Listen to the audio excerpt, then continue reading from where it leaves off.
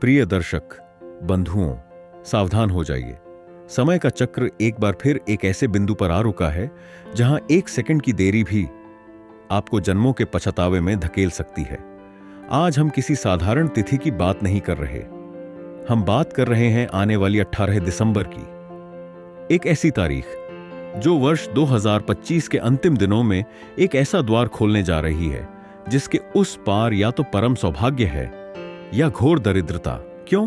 क्योंकि 18 दिसंबर को गुरुवार है, जगत पालक श्री हरि विष्णु और देवगुरु बृहस्पति का परम पवित्र दिन।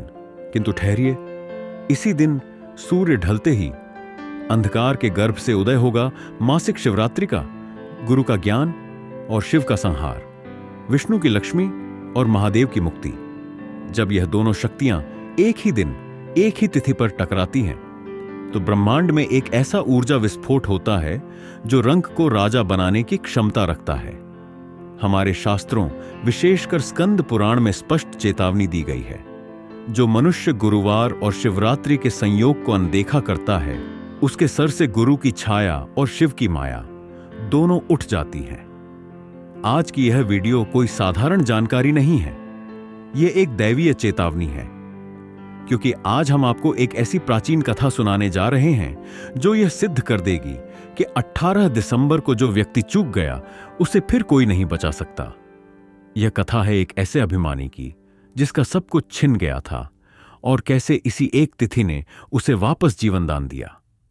इस वीडियो को अंत तक देखने का धैर्य रखिएगा, क्योंकि अंत में बताया गया उपाय ही इस 18 दिसंबर को आपकी रक्षा कवच बनेगा।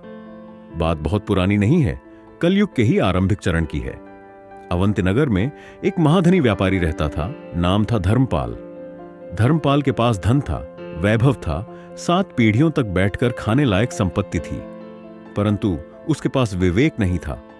उसे लगता था कि यह सब उसकी अपनी मेहनत का फल है। धन के मद में चूर होकर उसने सबसे बड़ी भूल कर दी। एक गुरुवार के दिन जब उसके कुल गुरु उसके द्वार पर आए तो उसने उनका अपमान कर दिया।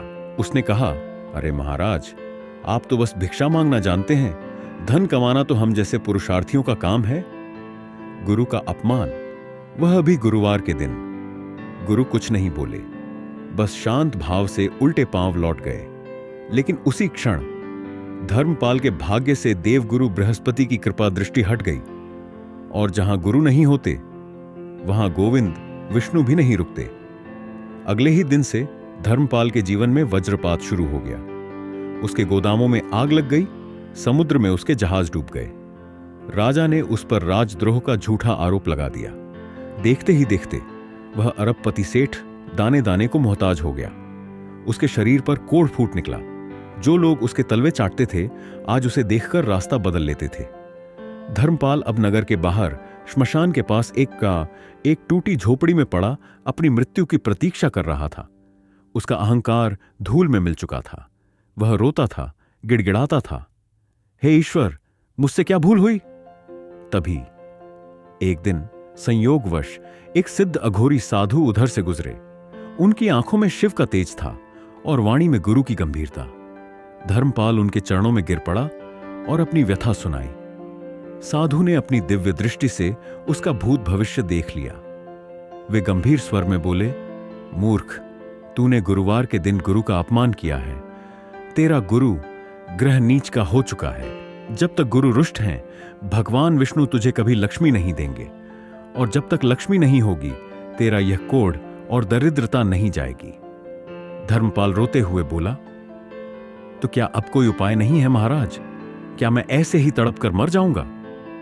साधु की आंखों में एक चमक आई। उन्होंने आकाश की ओर देखा और गणना की। उपाय है, और संयोग से वह समय बहुत निकट है। साधु बोले, सुन धर्मपाल, तेरे पापों का घड़ा इतना भर चुका है कि कोई साधारण पूजा उसे नहीं काट सकती।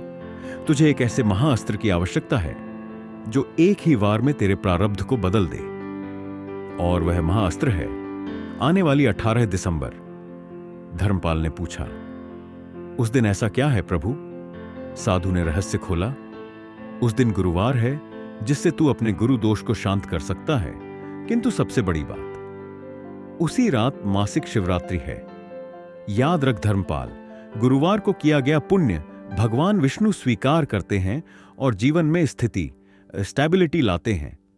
लेकिन शिवरात्रि की रात को किया गया तप भगवान शिव स्वीकार करते हैं और वह पापों का संहार, डिस्ट्रक्शन करते हैं। तुझे दोनों की आवश्यकता है।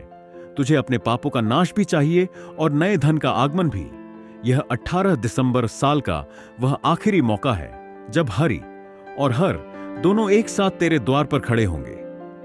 दर्शक बंधुओं, जो उपाय उस साधु ने धर्मपाल को बताया, वही उपाय इस 18 दिसंबर को आपके जीवन की दिशा बदल सकता है। ध्यान से सुनिए, एक भी शब्द चूकना नहीं चाहिए। साधु ने कहा, धर्मपाल, 18 दिसंबर को तुझे 2 रूप धारण करने होंगे, दिन में वैष्णव और रात में शैव। सुनो दिन का उपाय जो गुरु और विष्णु के लिए है। गुरुवार की सुबह ब्रह्म मुहूर्त में उठना, पानी में थोड़ी हल्दी डालकर स्नान करना, पीले वस्त्र धारण करना और सबसे पहले अपने किसी गुरु, किसी ब्राह्मण या किसी ज्ञानी व्यक्ति के चरण स्पर्श करके उनसे क्षमा मांगना। उन्हें कुछ पीली वस्तु जैसे चने की दाल, केले या बेसन के लड्डू का दान करना और AUM बृन बृहस्पति नमः का 108 बार जाप करना। यह तेरे गुरु दोष के ताले को खोल देगा। अब सुनो दूसरा उपाय, जो असली परीक्षा है शिवरात्रि की रात के लिए। जैसे ही प्रदोष काल ढले और चतुर्दशी की घनी अंधेरी रात शुरू हो, तुझे शिव के उस स्वरूप की पूजा करनी है जो संहारक है। किसी एकांत शिवालय में जाना, एक चौमुखी दीपक जलाना, शिवलिंग पर पहले गंगा जल चढ़ाना, फिर थोड़ा सा कच्चा दूध और अंत में काले तिल मिलाकर जल चढ़ाना। काले तिल तेरे जीवन के अंधकार और कोढ़ का प्रतीक हैं, जिससे शिव अवशोषित कर लेंगे। और 11 बेलपत्र जिन पर चंदन से राम लिखा हो, उन्हें शिवलिंग पर उल्टा करके चढ़ाना और फिर रात भर वहीं बैठकर इस महामंत्र का जाप करना। AUM ह्रीं AUM नमः शिवाय ह्रीं। एवं यह शिव और शक्ति का संयुक्त बीज मंत्र है। साधु ने अंतिम चेतावनी दी, याद रखना, अगर दिन में विष्णु को मना लिया और रात को शिव को भूल गए तो धन तो आएगा पर टिकेगा नहीं। और अगर केवल रात को शिव को पूजा और गुरु का अपमान जारी रखा तो पाप तो कटेंगे पर दरिद्रता नहीं जाएगी। यह 18 दिसंबर दोनों को साधने का दिन है। धर्मपाल ने ठीक वैसा ही किया। 18 दिसंबर की उस सर्द रात में उसने अपने आंसुओं से शिवलिंग का अभिषेक किया और चमत्कार हुआ। अगली सुबह जब वह उठा तो उसके शरीर का कोढ़ सूख चुका था। 3 दिन के भीतर राजा को असली अपराधी मिल गया और धर्मपाल पर लगा राजद्रोह का आरोप हट गया। उसकी डूबी हुई संपत्ति का एक हिस्सा उसे वापस मिल गया। वह फिर से अमीर बना, लेकिन इस बार उसमें अहंकार नहीं, भक्ति थी। मेरे प्यारे दर्शकों, 18 दिसंबर 2025 यह तारीख आपके कैलेंडर में नहीं, आपके भाग्य में लिखी जानी चाहिए।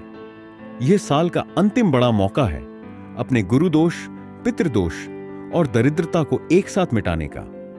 क्या आप भी धर्मपाल की तरह अपने अहंकार या आलस्य में इस मौके को गंवा देंगे, या फिर उस रात हरि और हर की संयुक्त कृपा प्राप्त करेंगे? चुनाव आपका है। अगर आप यह उपाय करने का संकल्प लेते हैं तो कमेंट में अभी लिखें, AUM नमो नारायणाय, AUM नमः शिवाय। इस वीडियो को अपने हर उस परिजन तक पहुंचाएं जिसका आप भला चाहते हैं, क्योंकि इस जानकारी को बांटना भी एक महापुण्य है। चैनल को सब्सक्राइब कर लें ताकि उस दिन का विशेष मुहूर्त आप मिस ना करें। हरि हर की कृपा आप पर बनी रहे। जय श्री महाकाल, जय श्री हरि।